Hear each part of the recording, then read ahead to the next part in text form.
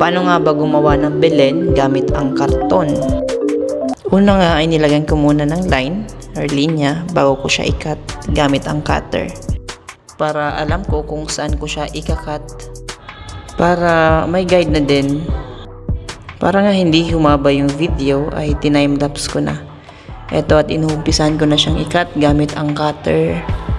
Medyo madali lang kasi malambot yung karton at kitang-kita mo naman sa video na napakadali niyang gawin. Ayan. So gamit lamang ang karton, lumang karton, makakagawa ka na ng Belen. Ang next step ko naman ay i-glue stick yung mga bahagi para hindi magkahiwa-hiwalay. At nilagyan ko na din ng konting bubong. Glue stick ko na din para hindi siya humiwalay. Ayan. Sunod, dinadoble ko ng glue stick para naman mas quality. Yan, trinay ko na nga ilagay yung Belen kung kasya naman. At yan, kasya naman siya. And then, next naman ay paggawa ng fence or bakod-bakod dito sa may bahagi, dulong bahagi ng Belen. Yan, pinagkakat ko na yan. Montage.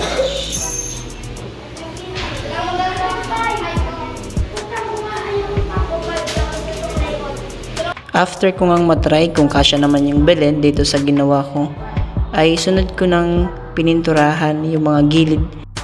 Bali, isang kulay lang ang ginamit ko dyan, brown lang para naman sa mga gilid.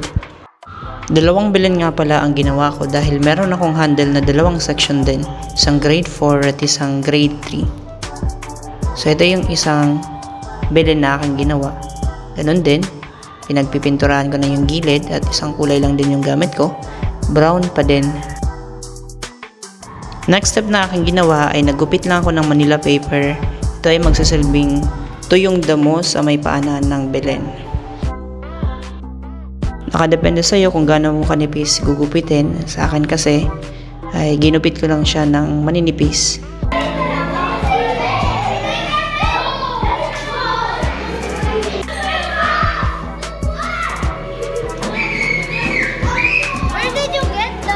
Hindi kasya sa bahay. Dito, kasya.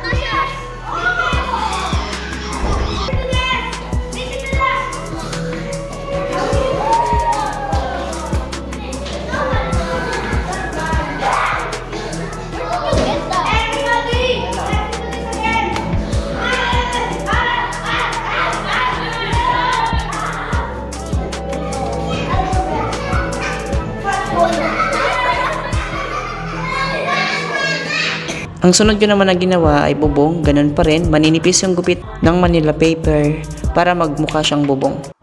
Dahil wala akong figurine na ilalagay doon sa ikalawang ginawa kong Belen, ay nagprint na lang ako ng nativity, merong camel at saka lamb na siyang ilalagay ko din sa harapan ng Belen na aking ginawa.